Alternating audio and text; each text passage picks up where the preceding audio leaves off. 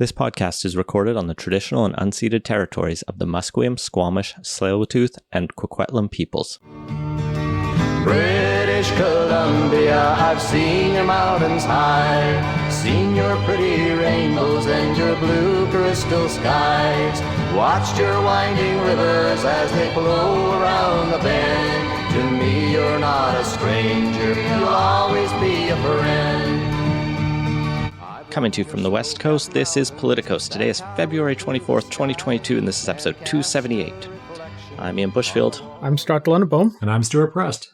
Welcome back, Stuart. It's good to have someone with some actual international relations, political science experience and knowledge on a show that plans to talk about everything from the mundane politics to the perpetually unprecedented international global conflicts we always find ourselves in. Yeah, it is a lot on our plates. It seems like we have a 3 emergency minimum these days. Even if one of the emergencies is technically over, we still have something to talk about there. So I'm looking forward to getting into all of it.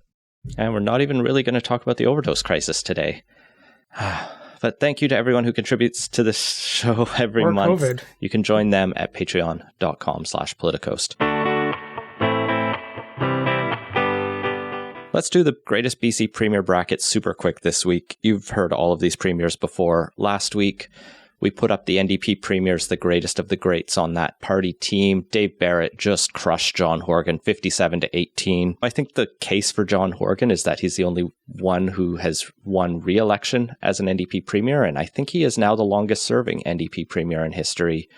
But his legacy isn't cemented yet, and he's still controversial among many leftists at least, and people on, I guess, the right. So his legacy is to be seen. Dave Barrett advances. So we're now in the semifinals. We have Mordecosmos versus Dave Barrett this week. Stuart, have you been following the bracket at all? Any thoughts on these two? I think that Barrett is looking a bit like a powerhouse at this point. Mordecosmos is a romantic figure, if the name tells us anything. He's running on name recognition. If anyone is running on name recognition, then this, I think it is him, and it has clearly carried him a good long way, but I think he may have met his match here, although, of course, we'll have to wait to see how the votes come out. Yeah, I think the other half of the semifinals might end up being the same way, but you can vote for DeCosmos or Barrett at PoliticosPod on our Twitter account, or politicos.ca/bracket, and see where everyone is at.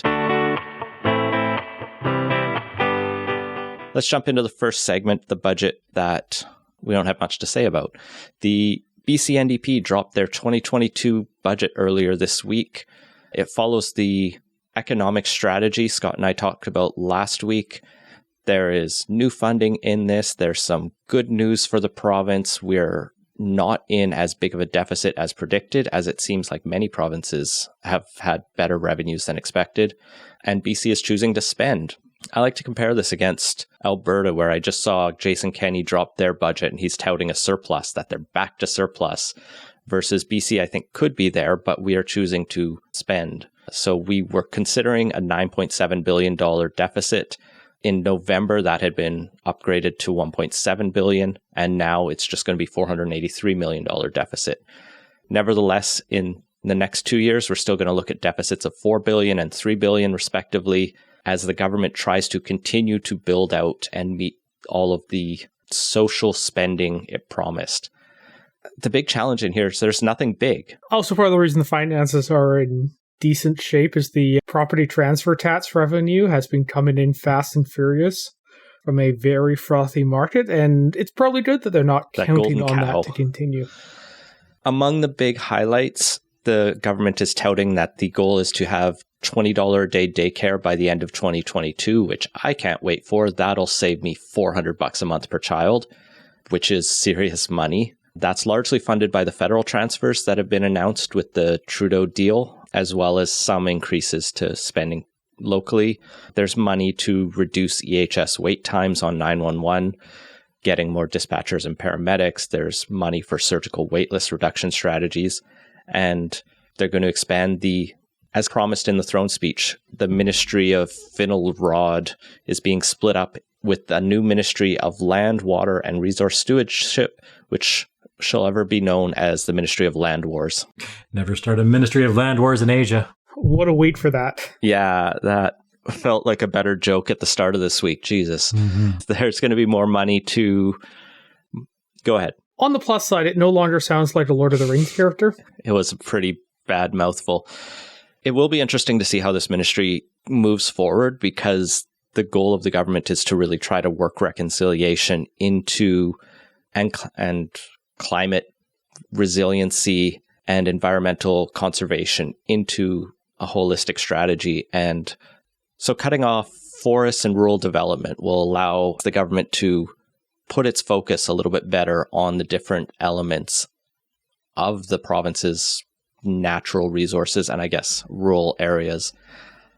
Of course, the risk is that we could end up with another Ministry of Mental Health and Addictions, where it's just kind of subservient to another ministry and seems to struggle to accomplish its goals. Time will tell.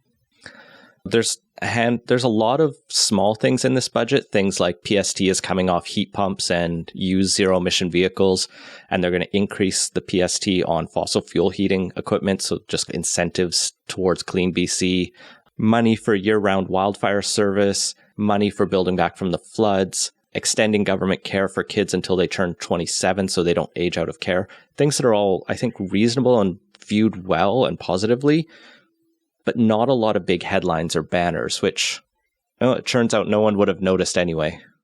Yeah, it's not a good week to be making announcements on anything, really, with all that's going on. But yeah, it's a John Horton budget. Like, at this point, you know what you're getting, and there's not much new words in it. It does reflect how this government has operated, just as you're saying, Scott. And so the issues that are thorny problems that don't seem close to a resolution, most of those will continue to be thorny problems that will not move much closer to a resolution. So if we're looking for a massive investment, say, in social housing, you will look in vain. If you're looking for massive investment in a new strategy to combat the poison drug crisis, you will look in vain for that as well.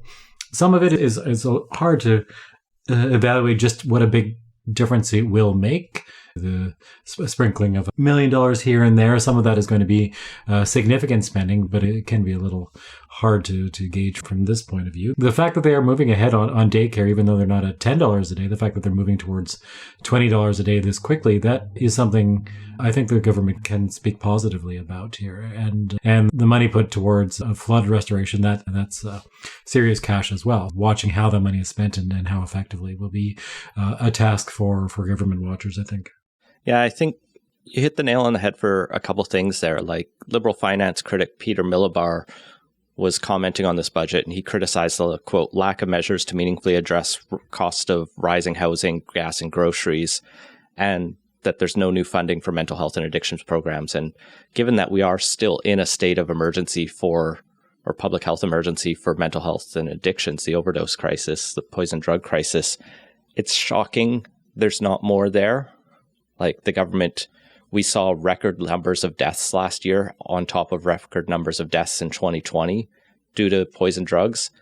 And at some point, we need to take this more seriously. I get it's a difficult problem, but you have to really commit to doing it. If we managed to fight COVID, you can argue over how well we did, but we did fight it. And it seems like we're doing a half-assed effort at saving the lives of people who use drugs. And similarly, I think we could see more on housing here. Like, I think there is some money to increase social housing and to build out more, but it's such an intractable and long-standing issue that it's not enough to sit on your hands or go half in on. I guess we'll have to see when David Eby's much telegraphed legislation to screw the cities comes down later this year. I think the fundamental problem with housing, if you want to trace it back, it does in some ways go back to the fact that for something like 20, 30 years, the former pace of funding for social housing just hasn't been there. And that stems from cutbacks to federal government in the 1990s. Provinces passed that on as well. And so it is any amount of spending that the government is doing in that area will help to make up some of that shortfall. There's just a certain segment of the market that the market itself won't meet, and there are different reasons for why that is, and we continue to debate it. But to really start to make up that shortfall is going to require a massive investment, and it may be beyond the scope of a provincial government to really tackle on their own. It would be nice to see them really pushing in that way, pushing for additional federal involvement on the same sort of scale that we're seeing with, say, childcare, where the federal government could exercise finance-based leadership on a program like that once again. Al's way I saw was from the Center for Policy Alternatives, was noting in response to the housing stuff on there that there are models where BC Housing or a different provincial housing agency or some such could set up more of a cross-subsidized model that sees a little more market rate housing in their projects, but that gets used to fund the more affordable units in a way that's scalable beyond just what a province can find in a single budget, and it's more self-supporting. And there's still no renter's rebate funded in here, which I don't think anyone is expecting anymore, which makes it all the funnier that the NDP put it in their platform twice, I believe. One other fun thing in here is the budget bill actually has to amend the Balanced Budget and Ministerial Accountability Act of BC. This is the law that says you can't run a deficit. And like I said, they're running $483 million this year and $4 billion and $3 billion the next 2 years. So they can't break their own law. So they have to amend that. And it shows that balanced budget laws are a joke in any way. But the other half of this law is one that the opposition is trying to jump on and accuse the government of giving cabinet ministers a 10% raise, as this law includes a weird quirk that if a government runs a deficit, cabinet ministers are supposed to have 10% of their salaries held back as punishment for not keeping budgets under control. And so the NDP is amending that away for a few years so that they can run deficits and that their cabinet ministers can keep their full salaries. And this is dumb. Like, I get why I'm fine with the NDP doing this, actually. I think politicians deserve to be paid reasonable. And the politicking around like deficits, it's so frustrating. Mm-hmm. It is. Yeah, go ahead, Scott. So, in the abstract, I can see the argument for pay for performance. Where it gets a little tricky is how do you define performance? And clearly the last government saw the surplus or deficit as the key metric on that front, which, as we've gone through a pandemic that's required a fair bit of spending, maybe not the best metric, but you can see a rationale for it. Yeah, I think it is one of those things. I'd be surprised if departments don't find ways to deliver on whatever top line numbers they need to get cabinet ministers their salary. It is an interestingly, would you call it, neoliberal approach? It is this idea of a financial incentive or disincentive for an individual. It seems something sort of the opposite kind of mechanism that you would associate with CEO pay, where they get a bonus for reaching whatever share prices. It's the opposite here. So it is an individualizing of responsibility, which does push against the tradition in Canadian cabinets of cabinet solidarity and shared responsibility, that effectively cabinet operates with one voice and shares responsibility. Here it is more of a devil take the hindmost kind of approach. Well, I think in this case, it's all of cabinet either gets the pay cut or none of them do. It's not about how each ministry does on their individual budget. The theory is there, but the execution might not be successful. It almost just begs the question of, like, why doesn't the NDP just repeal entire balanced budget law, take the hit this year, and then just aim to get back to balance if that's what their goal is. But they don't want to. We have the budget here. We'll throw links in the show notes. Next up, we're no longer in an emergency in Canada. At least the official Emergencies Act. Domestic emergency, anyway. Trudeau revoked the Emergencies Act on Wednesday after the House of Commons approved it on Monday and the Senate started debating it. Convenient for him, but that's good. There was starting to be a sense out there that, okay, The tractors were cleared out on the weekend, I think. I don't know, I'm losing track of time. The tractors have been cleared out for a couple of days. Nobody seems to be rushing back into downtown Ottawa to reoccupy it. The precipitating event for the emergency has ended. Why is the Emergency Act still in place? And that steady drumbeat had been raising in intensity in the days leading up to that. So there was definitely starting to be political pressure on him. And I don't know, I think he maybe waited a day longer than needed, but it did seem to be increasingly untenable to maintain it long term. I think it is a strange sort of political moment where I saw, was it Don Martin on CTV called it a flip-flop on the part of the Trudeau government. It's a strange sort of thing to criticize the government for, is to say that they are not holding on to these extra constitutional emergency powers, the kind that are the closest thing we have now to the War Measures Act. And so criticizing a government for not holding on to those powers for a second longer than they judge it necessary is a strange line of critique. I would think the sooner a government relinquishes those powers, the better. And the fact that the streets in Ottawa are currently relatively clear is a good indicator that in some measure, the emergency has subsided. I think it's an important precedent, and I think it's an important, from a political standpoint, important thing for the Trudeau government to do, to make it clear that they are using these powers in the utmost emergency type situation and no more than that. It's a bit of political insulation there. It's mischief is managed, and they put the powers back in the box. It's better than holding on to them, I'd say. Yeah, the NDP supported it conditionally, that they would revisit that if they needed to. It was we realize we're the historic party that would not support this, but we're currently in the political situation where we're going to support you. And it had been hinted, but not confirmed, that this could be seen as a confidence vote. And so that muddied the water a bunch. I'm pretty sure Trudeau said he considered it a confidence vote, did he not? I saw the two Liberals who were frustrated by it, Lightbound, and I think Nate Erskine-Smith, not the folk singer, said that they wouldn't have voted for it if it wasn't a confidence vote. But then I think higher up said it's not a confidence vote officially, but it may have been seen as a confidence vote if it had failed. Canada is great in that the government decides what they view as a confidence vote, and they could do it after the fact. They just have to go to the Governor General and say, we don't have the confidence of the House. So I have a hard time seeing how, just in the general framework that's supposed to govern confidence, and that basically governments only exist, the House they enjoy the confidence of the House.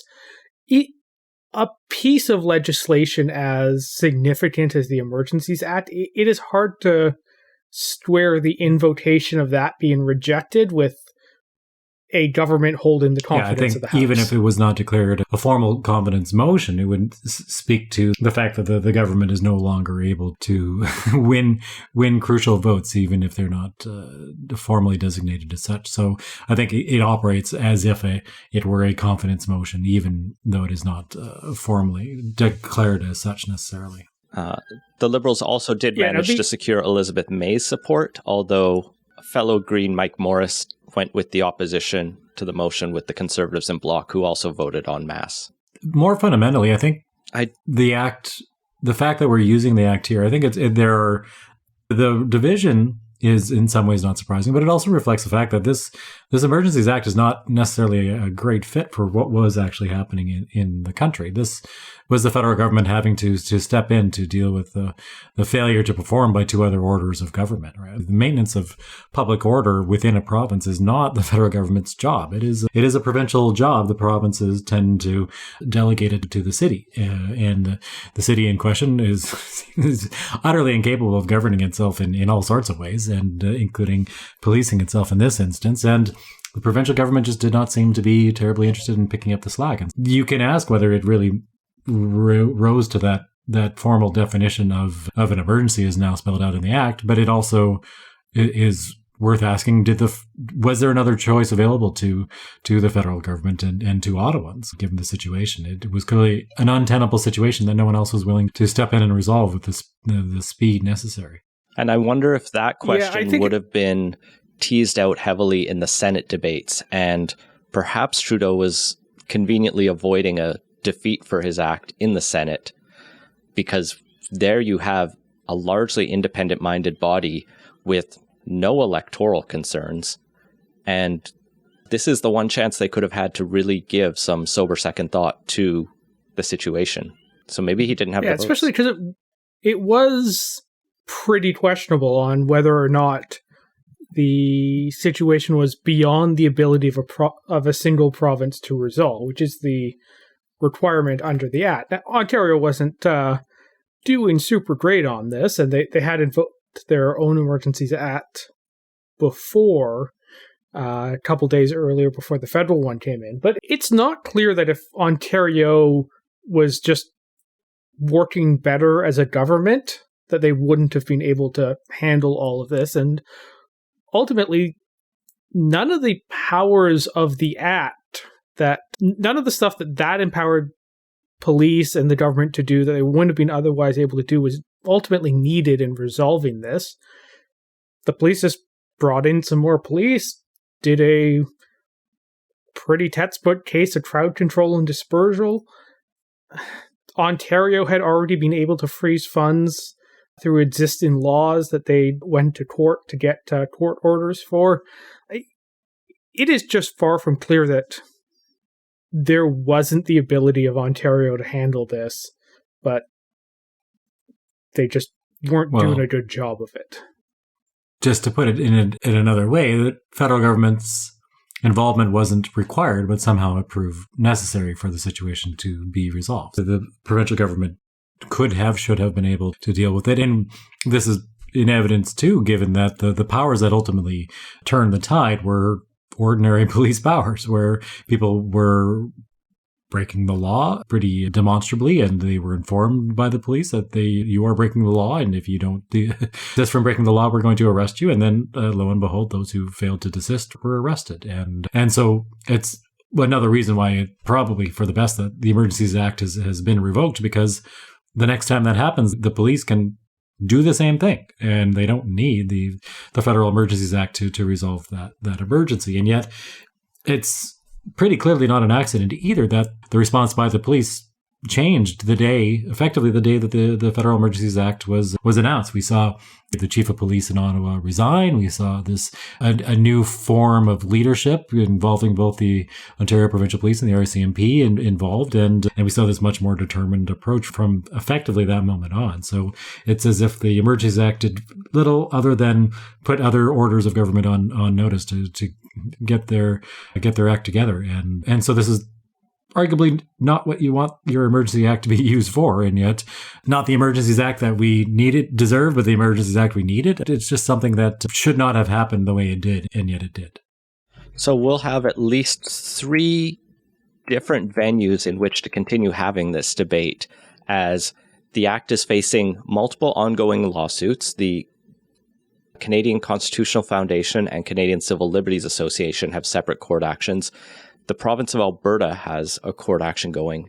This comes after Jason Kenney begged the federal government for help and to do something, and then now they're going, no, you shouldn't have done that. So if the steel man I can put on Kenney's case is that Coutts being an international border is more clearly in the federal jurisdiction than downtown Ottawa is. Yeah, I was mostly teasing him for that. The other 2 venues are, there will be Emergencies Act Review Committee. This is something the Act says should be started fairly quickly, and in all parliamentary fashions takes about 2 weeks to get going, which is record pace, but has devolved into partisan bickering over who gets to be the chair, which is a fair debate. And then there will also be an inquiry, the shape of which is to be determined and seems like will be largely at Trudeau's own design. The review committee is quite interesting because it's envisioned as it exists while the Act is in place to provide an ongoing review of the actions being taken by government. And I think they actually have powers to withdraw actions. It's very specifically designed in the act in that it should have at least one member from every party that is recognized. So there will have to be a Bloc, a Conservative, an NDP, and a Liberal at minimum. The Greens don't count because there are too few of them. There will also be some senators. In this case, the Liberals have offered to pick one of each of the Conservatives' Independent Senate Group, Progressive Senate Group, and Canadian Senator Group.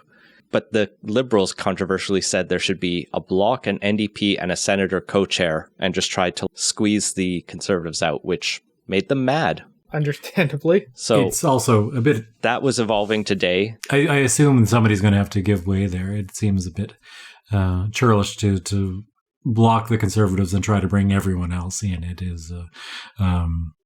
maybe they can try to hold the NDP on side sufficiently to pull that through. But the Liberals do have to be a bit careful here.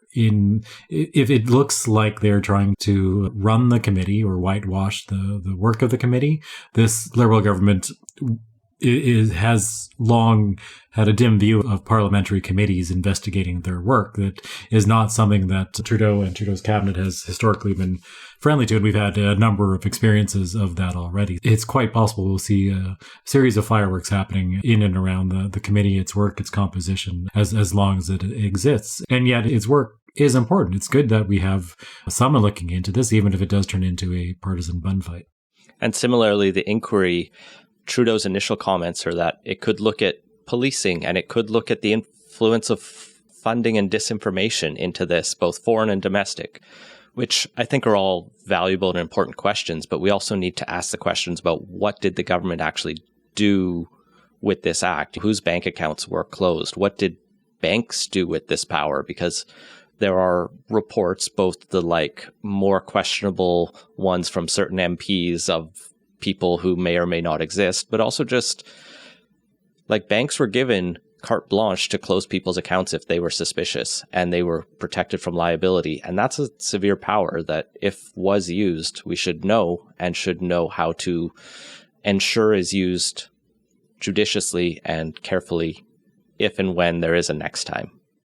Yeah, as we move to more and more of a cashless society, this becomes a very severe consequence in practical terms. So it does need to be used judiciously and ideally via court order rather than government simply moving quickly or banks acting on their own on this one. Now, the portion of the Emergencies Act that does lay out the requirements for the inquiry does say that the inquiry is to be held into the circumstances that lead to the declaration being issued and the measures being taken during the emergency. So if the government follows the law on this one, both should be aspects of the inquiry. But we have to wait and see just what it looks like, because we have no prior experience with this law to draw upon, and this particular mixture of mechanisms of oversight. One of the nice things about the Emergencies Act is the layers of accountability, the need to be accountable to Parliament, and the after the fact review of actions taken. And these are some of the signal improvements on the predecessor act of the War Measures Act. And what happens now will also be potentially setting some additional precedents about what happens when this act is used. And if we want to see its use kept for truly rare emergency situations, I think we want to make sure that the scrutiny that follows is rigorous, and governments give it a good long think before they invoke this act again. Let's move into our final and our largest segment. War, what is it good for? Imperialistic territorial expansion, it turns out. Shit hit the fan. It is.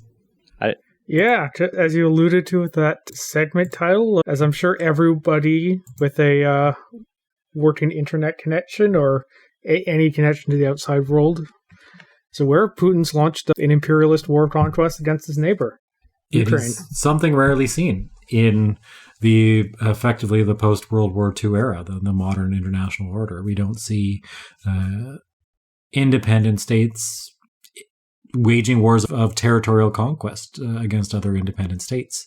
We see civil wars. We see wars of decolonization. We see the occasional proxy conflict, but there is very little in the way of pretense here. The Russian soldiers initially were called peacekeepers, but even that seems like a mask that was allowed to slip fairly quickly. This is an invasion, and it is, in the IR terms, it is irrational. There is very little for either side to be gained here. And obviously, Ukraine is not asking for this conflict. But the costs for Russia are potentially going to be extremely high as well. And yet it is going forward. So we are in waters very seldom explored in the last 70 plus years. That irrationality is the thing that got me the most, because I understood the idea of Russia taking Donetsk and Luhansk, I hope I got those right, the two breakaway regions, and even the way they did it was a little ham-fisted, but it felt like kind of Crimea 2.0, like Russia's going to pick off region by region, influence more, and get Ukraine that way. Throwing all of its context military in was just wild. Just for context, those two regions have basically been a Russian proxy conflict, and sometimes less than proxy. There's, I think, over the last several years, reports of various Russian units operating in the area, but those conflicts started off at the same time Crimea happened. And those are more in keeping with the classic Russian playbook of a country that they are looking to keep off balance and to keep relatively weak and on its periphery, say Georgia, to find territories within that country that are perhaps more sympathetic to Russia, whether there's a large presence of ethnically Russian citizens, and then declaring them to be autonomous breakaway zones and making life difficult for their neighbors. That's the way Russia has operated in a number of instances. But this is different. This is more like Chechnya. This is a wholesale moving in with unlimited warfare. And again, Ukraine is not able to stand up to Russia indefinitely on its own, but it is also not going to be a small thing. This is an enormous, in military terms alone, this is a huge risk for Russia. It could be a very costly country to simply to take militarily and then to try to hold in a period of occupation, whether they try to stand up a puppet regime or whatever happens after that, whatever the plan is. The Ukrainian citizens they're not just going to shrug their shoulders, I don't think. This is the beginning of a terrible, costly situation for Ukraine, but for Russia as well. It is not exactly like a head scratcher. It is clearly down to the dreams, the ambitions, and the paranoia of essentially one man.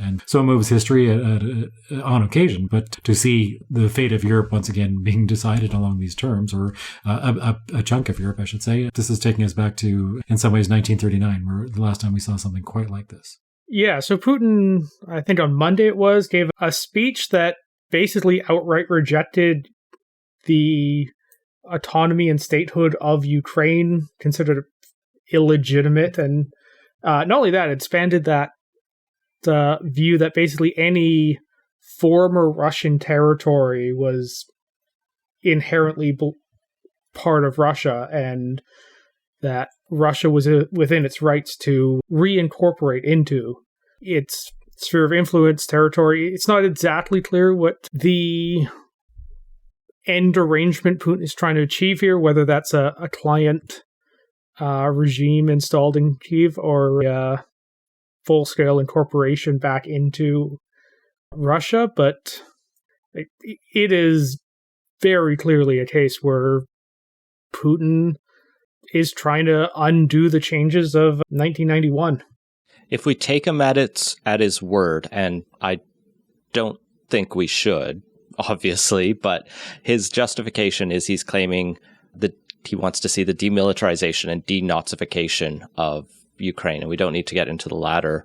But the demilitarization, it sounds a lot like he's pushing for regime change. He wants to remove any semblance of anything that might be Western sympathetic, that might be NATO sympathetic. And I don't even think Zelensky initially was that NATO sympathetic. He didn't run on a platform that was. He actually wanted better relations with Ukraine initially, and then it turned out that would be very bad for his country. Here we are. So it reads to me a bit like their ideal situation is to take out the major government structures and then put in a puppet regime in the way that Iraq started, although there was a pretense of, there are different pretenses there. The US did invade Iraq. Like, there have been invasions of sovereign nations. Afghanistan's been invaded multiple times over recent years. And that kind of invasion has happened where the imperial power comes in, takes out the government they don't like, installs something, and it moves forward. And the people of both countries suffer through it. Mostly the people being invaded, but also the people who end up in the military of the aggressor. Foreign policy depresses me at the best of times because it really feels like it's the thing that, like, we talk about how foreign policy never gets discussed during elections, and it feels so often, especially at moments like this, like the only the people controlling foreign policy are just really the like most wealthy elites in society. The people with the most power are just playing chess and whatever with human lives, and it's sad and depressing.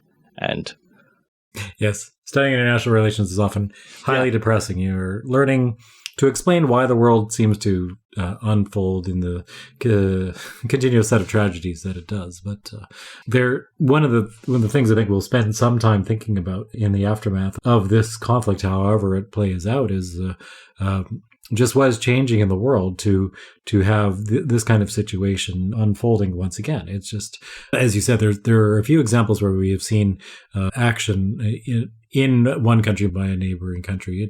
It tends to be something that is relatively rare, and yet we do see that the world has shifted on its axis a little bit here, and so that there are a couple explanations we can probably look to why that would be. And one of the debates I think in foreign policy circles will be, why could this happen now if it perhaps would not have been likely say 20 years ago, 10 years ago? Is it the declining involvement of the US in different parts around the world, a move towards a multipolar world in which the US and Russia and the EU and China and some other more moderate powers each have influence in their own corner of the world, but we don't have a single global policeman in the form of the United States as we did in the 1990s, for better and for worse. Is that what's changing here? Is there a general decline in the norms of conflict resolution that we saw in evidence, at least in regions like Europe, with exceptions such as the Baltics aside?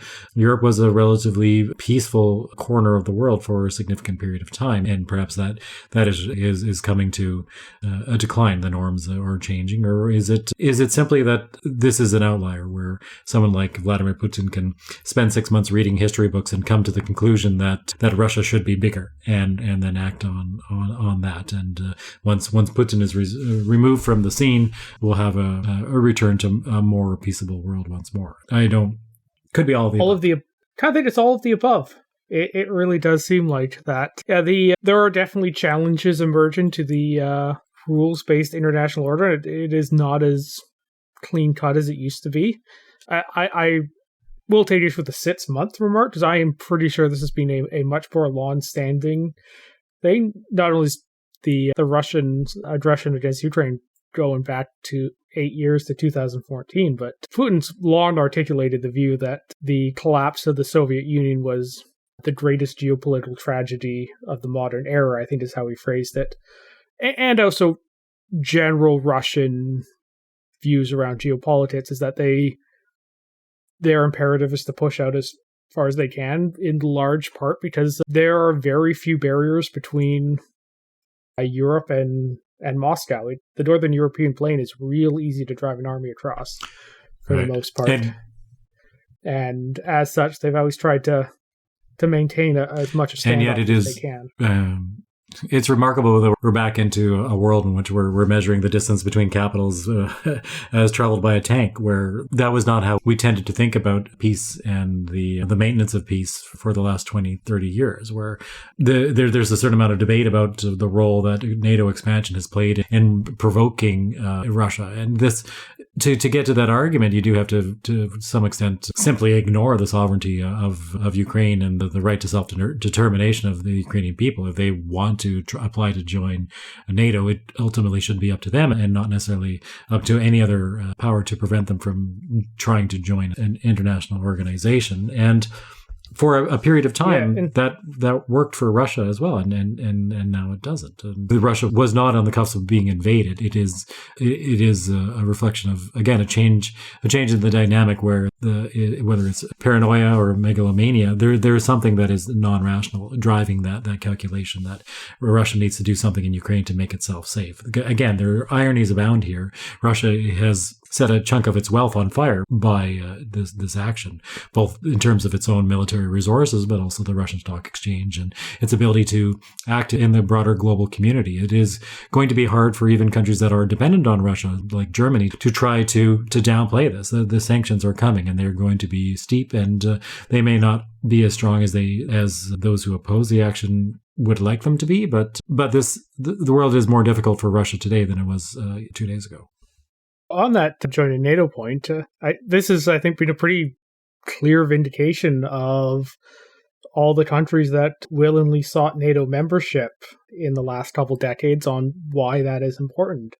The Baltic states are smaller than Ukraine by a significant margin, are in a more strategically vulnerable spot, and just altogether the fact that Russian planes are not flying over Tallinn or any of the other capitals there is a sign that the NATO alliance is still has a deterrent factor. And I would not be surprised if we see Finland and Sweden and other countries that, particularly in Finland's case, falls under the former Russian territory category that Putin seems pretty anxious to reclaim at this point, or at least rhetorically. It wouldn't surprise me if we see those countries move to strengthen ties with NATO and perhaps, or likely, join NATO. And I think this is going to cause some real reflections on all the European countries around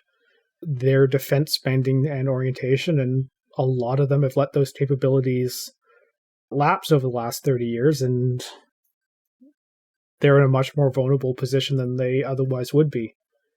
To not rehash it excessively, but it is a chicken and egg kind of situation. Like, obviously Putin's the wild card here and he's the clear aggressor. But do you have the same world if NATO is a different force than it is and has approached the world differently? No, you don't. It's like, in the world we're in, yeah, I can see why everyone would want to join NATO. But if NATO was a smaller force, or if NATO had taken the weird churn in the 90s and early 2000s when Russia considered joining, we're in a different world looking at a different situation. Russia and NATO would be weird. I can't imagine that alternate history, but maybe it would have been a more peaceful world, or maybe NATO would have just become as dysfunctional as the UN Security Council is now. It would have been probably more like the G8, which was an experiment, and it didn't work. A significant portion of foreign policy in the 1990s and into the 2000s was based on an idea of socialization. Essentially, you take countries that had been previously outside the Western alliance structure, and notably Russia and China, and you find ways to bring them into that global order and to help create these links to strengthen the ties that bind, whether financial or whether, financial for sure, but also the sort of normative behaviors that were associated with being members of the West, quote unquote. And what ended up happening in the case of China is we see that there's a very deep economic integration with very little take up of the sort of more social political norms that were hoped for. So China is still very much focused on its foreign policy and the limited respect for human rights and so on. And in the case of Russia, it seems that for a time it was actually working the way the architects of that kind of strategy had hoped. Yeltsin was a number of things, but he was not an enemy to the West, did not see the West as an enemy to Russia. And so actually quite the opposite, that Russia was the West would be a source of potential support in a process of moving towards a more democratic and capitalist economy. And Russia was also, unfortunately, not a very functional country for much of the 1990s, and Russians turned towards a more strongman type leader in Vladimir Putin, and Putin came with this deep-seated mistrust of the West and acted accordingly, and we had that estrangement ever since. And so now the G8 is no longer a thing. Essentially, Russia was disinvited from all the parties, and I suspect much the same thing would have happened with NATO. But it really comes down to the failure of that decade to help Russia establish a functioning economy that was actually equitable and provided safety. Well, and there was also the rise of the oligarch class in Russia and much of Eastern Europe, which has led, I was looking up earlier, and it's a sad irony that on Transparency International's corruption index, Ukraine is one spot below Russia in the 2021 rankings. I guess now they can be the same very bad ranking. This just gets back to my depression point. Let's talk about the present, though. Sanctions. How do we, as the West, stop the war from expanding? I don't like war. I don't think any of us do or want to see it. So how do we apply pressure without directly engaging troops in Ukraine, which does not seem to be the plan for NATO, because Ukraine's not a NATO country, so we don't have to. And starting a war with Russia seems suicidal, given they have nukes. Yeah, so that's the thing, is during the Cold War, both sides made a lot of efforts that their troops were not going to be involved in the same conflicts as the other troops, and everything happened via proxies, and that model seems to be being followed here, where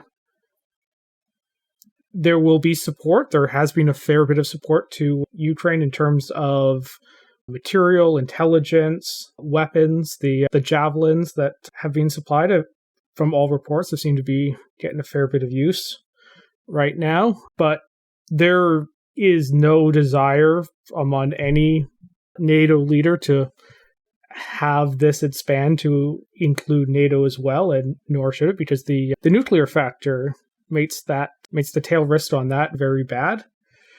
But in terms of responses, there's a couple of them. There's the continue to support Ukraine, which by all accounts seems to be happening on this. The US intelligence has done a very good job of predicting Russia's actions in the lead up to this and through this, and I believe they're doing a fair bit of intelligence sharing with Ukraine. There's sanctions, which Canada announced a batch earlier today, as well as a few earlier in the week on this, mostly targeting Russian businesses, Russian elite and their families, as well as members in senior government positions on there. There's talk among the various EU and NATO members about how tough to make these sanctions, and there seems to be some disagreement about whether or not to cut off Russia's access to the SWIFT international payment system. But basically, the sanctions seem to be both aimed at important Russian individuals as well as the general economy and ability to do business with the rest of the world. We, for example, canceled all export permits and are revoking any of the ones previously issued. We are going to be trying to encourage one another to make the sanctions as painful as possible. But one of the reasons why that is so difficult is the nature of sanctions.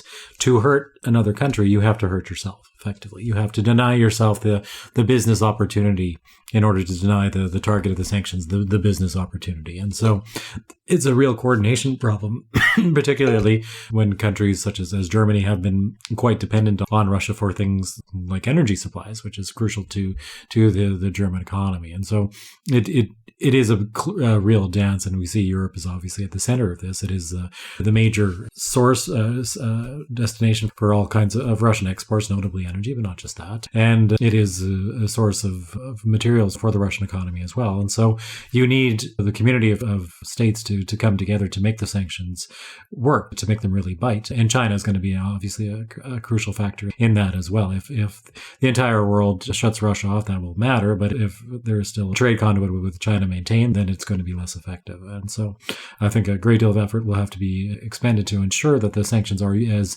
comprehensive and as universally applied as possible and for as long as possible. And that's going to cost everyone a certain amount. Yeah, though I will note Russia's GDP is roughly the same size as Canada. So with us, the US, Britain, all of that, the economic cost would definitely be disproportional towards them compared to us. We have a lot more economic room to absorb any of those costs. But it's not equal across Western nations, as Stuart points out with Russia. But I think the big challenge here is what we've seen is there have been rounds of sanctions against Russia over the years, and they seem to bounce off Putin like he's rubber, right? He doesn't care if his people suffer. He can use that actually in propaganda to blame the West for trying to hurt the Russian cause.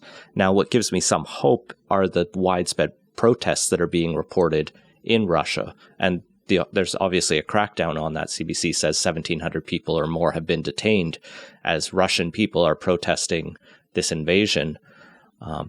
So I am, optimistic, and I like seeing these sanctions targeting the oligarchs, targeting the main banks. The SWIFT international transfer system, I've used that several times when I've been lived internationally, and you use that to transfer money internationally. I think that will largely hit the wealthiest, but that will affect anyone who has family back in Russia. So that I can see why there is some consternation around that. This is a pretty egregious example. So we need some way to get their attention and really, frankly, I guess, just destabilize the Russian power structures such that there is a pushback against Putin, even internally. Even if we can't get him to stop, you get those around him to go, you know what, enough's enough. You had your fun. Go home.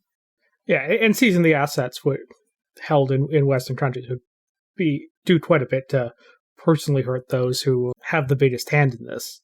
On that, the Germans' decision to shut down their nuclear plants probably goes on the list of one of the biggest strategic blunders of the past decade for any NATO country. Yeah, because that's we do see countries they grapple with these normative questions, and Germany is proof that if you are serious about decarbonization, you are going to have to embrace another form of energy. If you are not willing to embrace, say, nuclear energy to meet your needs, then it's going to be very hard to decarbonize. And failure to decarbonize is, I've become fond of saying, decarbonization is a strategic imperative. So if you are vulnerable to somebody else's oil exports or lack of access to those oil exports, then you are strategically vulnerable. And we see this again and again. The United States tried to respond to that by developing its domestic capacity through things like fracking. But the longer term option is not to replace the supply. It is to simply wean an economy off energy, non-renewable energy supplies. And the fact that Germany is still so dependent on Russian natural gas is a huge problem for the country and currently for the world, or for the region at least. It is a strategic failure, just as you say, and yet it is one that is born out of German politics. It's not a strategic decision. It is a compromise based on the demands of the population and how do they balance the risks of climate change against the risks of nuclear, the possibilities of nuclear fallout versus the fallout from an actual war over Chernobyl, also bringing potential for nuclear fallout. It is, again, international relations is extremely. Or if you're Jason Kenney, you can just use it as a talking point why people should, quote, choose Alberta oil, not dictator oil. Yeah, so I think a general issue among Western leaders overall is the downplaying of strategic and geopolitical concerns when making domestic decisions around stuff like fossil fuel development, defense spending, and all of that. And I think we're probably due for a big change in how leaders approach that stuff. And I think we are going to see more and more of that coming through. The other category of responses is what type of military deployments and defense posture does NATO take up in response to this? And Canada earlier this week had announced that since the 460 CF personnel were deploying to Latvia along with the HMCS Halifax. And today they announced there was an additional 3,400 military troops being placed on standby for further deployments. The US has announced they're moving more forces into Eastern Europe. And I also saw the Dutch had deployed a couple of F-35s to Eastern Europe. And I imagine other NATO partners who I've not been reading their news are making similar arrangements on that. But yeah, one of the actions that everyone has taken is strengthening the positions of the NATO countries that are most threatened by their proximity to Russia, which I generally think is a good move, particularly because there has always been lingering questions about the defensibility of the Baltic countries and whether or not NATO would actually go to war to defend those, and for deploying military assets there and strengthening their defensive position, I think sends the right signal that no, we are very serious about this and don't try and expand this conflict to include the small NATO countries on the Baltics. We are seeing a display of a number of international relations theory in real time. One is that countries will look to set up deterrence. So the fact that Canada sends 450, 460 troops to Latvia is not, we're not going to be able to defend Latvia with 460 troops, but we are providing something of a deterrent. It is a guarantee that we are going to be part of this conflict with boots on the ground. And if there were an invasion of Latvia, Canada would be maintaining its support for that country as a member of a relatively recent joined member of NATO, more recently anyways. And so we're seeing that action, the beefing up of the commitment to the NATO frontier. We're also seeing a form of the security dilemma play out. And this is the idea that countries will take actions to try to make themselves seem safer, and in so doing trigger a response from other countries to that effectively make that country less safe. So the classic example is that one country arming itself to try to make itself safer will make itself seem more threatening to its neighbors, and its neighbors will all arm themselves, and then you very quickly find yourself in an arms race, whether it's World War I battleships or Cold War nuclear armaments. We see that same logic play out again and again. In this case, Russia has been the pretext here for invasion of Ukraine is that NATO talking to Ukraine about becoming a member was a threat to Russia, and so Russia needed to do something to maintain its security. But in so doing, it is clearly leading to all the other countries in Europe, members of NATO, to beef up their presence and very clearly to make Russia, to increase the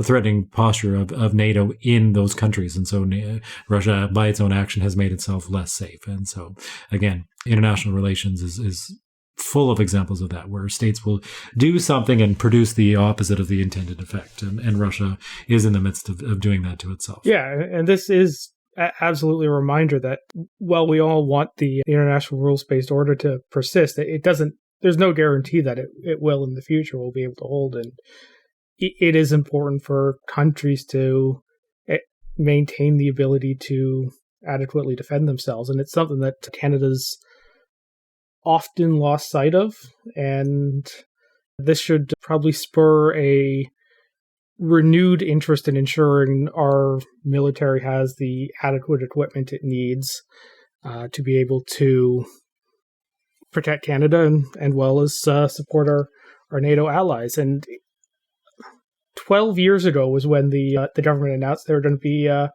buying new fighters, the F-35 specifically, and yet here we are 12 years later, and we don't even have a signed contract or a model selected for that. And the long piece of the 90s onward is coming to an end, and would be prudent for us to start adjusting our defense policy accordingly. These are debates we're going to keep having, undoubtedly. The situation's still evolving. I don't even know where things are going to be in the morning. Yeah, so we've recorded this basically between 9 o'clock and 10 o'clock on Thursday night, the 24th. This may be out of date by the time it comes out the next morning or when you're listening to it in the future. Yeah, maybe Russia surrendered due to some magical mutiny of all its forces. We could only hope. Stuart, thank you for taking your time this evening. Hope things are well with you. Thanks very much. It's always a pleasure.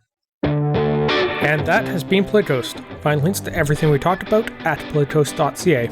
Support the show and get access to our Slack channel at patreon.com/playtoast. Our intro music credit is Beautiful British Columbia by Serge Plotnikov. Playtoast is a production of Legend Boot Media, and editing services are provided by CHLY 101.7 FM in Nanaimo. Wash your hands and stay home. Thanks for listening.